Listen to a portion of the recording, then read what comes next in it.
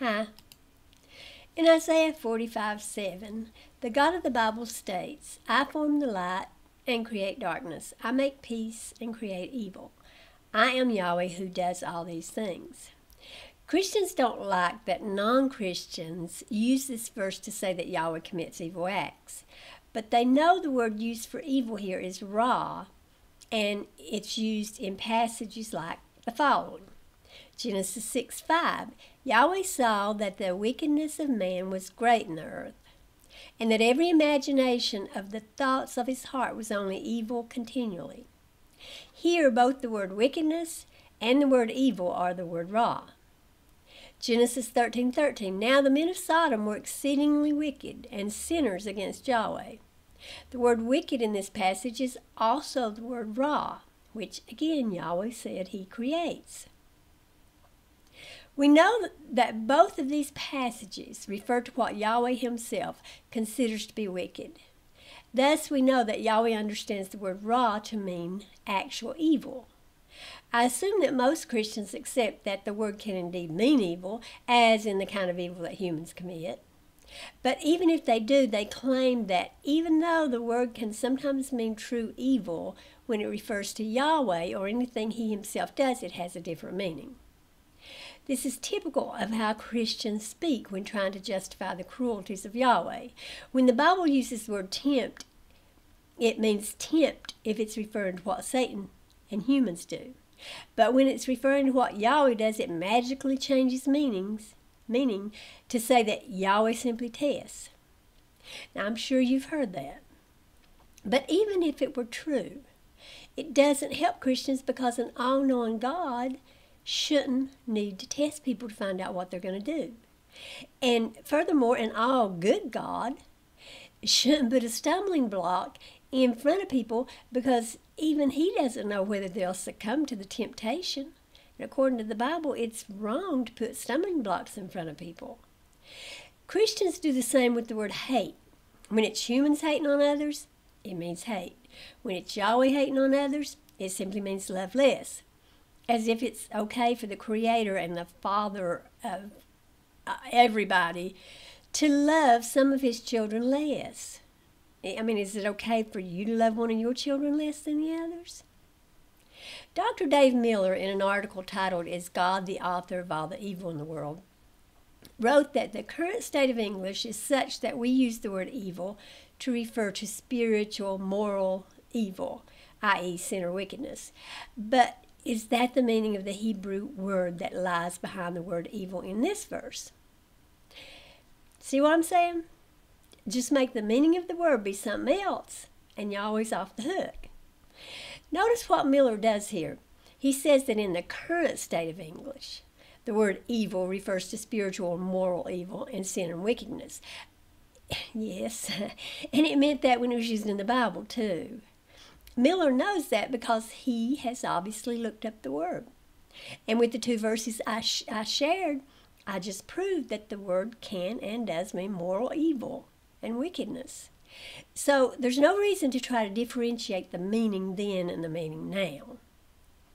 This is an attempt on Miller's part to confuse us and make us believe that this word doesn't mean what it means. Otherwise, why even say it? His words insinuate that only today does the word mean true evil, but not in biblical times. That causes us to say, oh, okay, so then what does it mean? Or what does it mean in the Bible? He's moved our thinking to something different. At least he's attempted to, but we're not going to allow it. Miller tries to push aside a truth here, and that truth is that the word ra, when used in the biblical text, could and did mean moral and spiritual wickedness. So why not just admit that and then try to explain why it means something different in this particular instance, if indeed it does. Don't bring up something that has no bearing whatsoever on the meaning of the word, since it has always meant something truly evil. It makes me wonder about your honesty.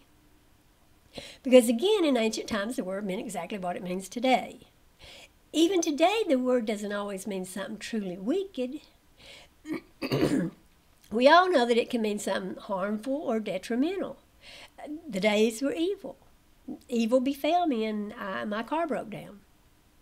Miller goes on to say, as a matter of fact, the Hebrew word translated evil, ra, has various shades of meaning. It often has the meaning of distress, misery, injury, calamity, and adversity. Of course it does. And the English word evil does as well. So, what's the point of rambling on about this?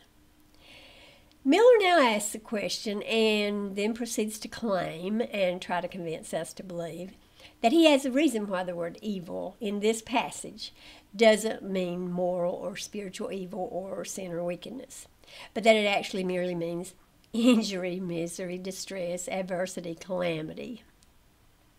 You know, when calamities and distress and misery come along, Christians tend to blame it on Satan, but even if it only means those things in this passage, it still means Yahweh's the one who does it and not Satan. The word does have various meanings, obviously, and it does often mean what Miller says. But what makes him think that that's what it means in this particular passage about Yahweh's having created evil? It'd be nice if he would get to the point. And by the way, what exactly is Miller saying? It seems to me that he's saying that the right kind of evil is to create misery on others. And the right kind is to cause injury to others. The right kind of evil is to bring misery on others, and distress and adversity and calamity. So, might I ask what the difference is between the right kind of evil and the wrong kind? The wrong kind of evil, one would presume from Miller's words, is the kind of evil that brings about conditions that are worse than misery and injury and distress and devastation. So what is it that humans, or Satan, do that Yahweh doesn't? Humans kill, Yahweh kills. Humans lie, so does Yahweh. Humans steal, Yahweh steals. Humans overshadow and impregnate young girls without consent, and no young girl can give consent. Yahweh does the same. Humans curse, so does Yahweh. Humans enslave others, Yahweh enslaves others. Humans are wrathful and vengeful, so is Yahweh. Humans are jealous, and Yahweh is jealous. His name is jealous. Humans devise plans to harm others, and so does Yahweh. Humans harm the innocent. Yahweh also does. So, if Miller can't tell me, would somebody else tell me what this evil is that humans commit that Yahweh cannot commit? Miller can't tell us that. But he thinks he can tell us how Yahweh cannot possibly commit evil. Here's what he says. God is not the author of evil. Intrinsic evil, by definition, refers to violations of God's will, i.e. sin. 1 John 3:4. He goes on to say, sin is committed when human beings exercise their free will and choose to transgress God's laws, thus committing evil. Humans are the source of evil in the world, not God.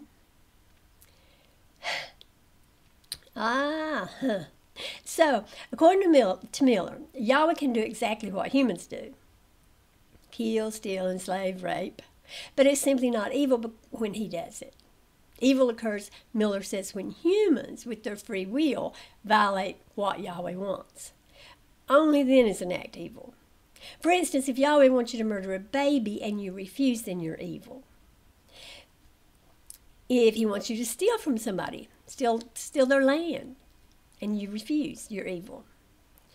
If he wants you to impregnate your brother's wife, whom you have no kind feelings toward, let alone love, and you refuse, you're evil. If Yahweh wants you not to touch a particular object and you touch it, you're evil. If he wants you not to pick up sticks on a certain day and you pick them up anyway, you're evil. And now we know picking up sticks is not evil. So when Yahweh commands that people not do evil, it's not about evil at all. It's about whether Yahweh wants the thing to happen. It can bring harm and devastation and misery to billions, and it's still good if Yahweh wants it. Evil is only anything Yahweh doesn't want at any particular time. This is what Miller is saying. So yes, Miller. When you define evil in that way, when you say evil is simply whatever Yahweh doesn't want, then of course it's humans who commit evil. Who else could it be? Miller goes on to say, one final observation regarding Isaiah 45:7. Based on the way Hebrew parallelism functions, the verse itself offers assistance in defining its use of the word evil. It is placed in antithesis to the word peace. The opposite of peace is not moral evil or wickedness, but physical disturbance, trouble, and adversity. So Yahweh's not the author of peace, huh? I mean, he's supposed to bring peace. That's what Jesus was supposed to bring, right? I mean, the devil's supposed to make you not have peace, not Yahweh. Yahweh brings the opposite of peace. He brings destruction and desolation. But it's okay because he's Yahweh. Oh, and when humans bring destruction and desolation and disturb our peace at Yahweh's command, it's also not evil. When they do the same thing without his command, then it is evil. Same act, but no command from Yahweh. In a separate article called God's Fierce Anger, Miller bemoans the idea that a great disservice has been committed against the present generation of Americans. An inaccurate picture of the character and nature of God has been created. Miller wants to bestow upon us the appropriate interplay between the love and mercy of God and his wrath and anger. He's afraid we'll think Yahweh's too good and won't take vengeance on us. Embarrassingly, he quotes Exodus 25. For I, the Lord your God, am a jealous God, visiting the iniquity of the fathers on the children to the third and fourth generation of those who hate me. Now, if you or I did that, punished an innocent child because his great-grandpa hated us, let me tell you, it would definitely be called evil. So you see, it's impossible for Yahweh to commit evil when he can commit it and say he didn't, because evil is only what he doesn't want. We all know that punishing the innocent for what the guilty does is evil. Even the Bible tells us that. This kind of thinking is why Christians can read about all the evil Yahweh is responsible for and proclaim that it's good. For instance, look at the following passage. Now this is telling you what evil is. Isaiah 59:7. Their feet run to evil, and they make haste to shed innocent blood, which we just saw Yahweh does. Their thoughts are thoughts of iniquity. Desolation and destruction are in their paths. Now these are bad things. Now we know Yahweh does them, but they're bad. Christians read that and say, as Miller has done, it's evil to shed innocent blood and commit desolation and destruction. Then they declare, Yahweh doesn't commit evil. He only sheds innocent blood and commits desolation and destruction. Have you ever suggested doing something and someone said, let's don't say we did? Well, Yahweh does the opposite. He says, let's do and say we didn't. He commits every despicable act known to man and declares his act to be good. He does evil and says he doesn't do evil. And in that way, it is indeed impossible for him to commit evil, because evil means nothing apart from him. Evil is defined by him as whatever makes him angry, whatever he doesn't like. At least that's what his followers want us to believe. Miller continues by quoting Hebrews 10:26-31 about how, this expectation of judgment and fiery indignation, and, if you didn't obey Moses, you received death, and now you're worthy of even worse than death if you don't obey Jesus. He talks about how it's a fearful thing to fall into the hands of the living God. Yahweh can kill us, torture us, do anything at all to us, bring calamity and misery and destruction and desolation all the livelong day. And while this would be considered evil if we did it, it's not evil because it's what he wants. We see again that evil, according to Dr. Miller, is simply anything that displeases Yahweh. And again, when we define it that way, there is no way Yahweh could possibly be evil. How could he be? He's not going to do anything to displease himself. Well, maybe he does because he's always regretting his own actions. He wished he hadn't made humans, and he wished he hadn't made Saul king because apparently he didn't know what Saul was going to do. But the point is that Miller has defined evil in a way that it's impossible for Yahweh to commit it or create it. Murder, slavery, rape, it's all good when Yahweh commands it. The word evil loses all meaning when we look at it the way Miller has. What Yahweh wants is good. What Yahweh doesn't want is evil. Miller has finally admitted what we already knew. It is not and has never been about good deeds or bad deeds. It's about kowtowing to Yahweh in whatever he happens to want at any given time. This is perhaps the most pathetic attempt I've ever seen from a Christian to endeavor to divorce Yahweh from the concept of evil. It's basically saying Yahweh cannot commit evil because he never does anything he doesn't want to do.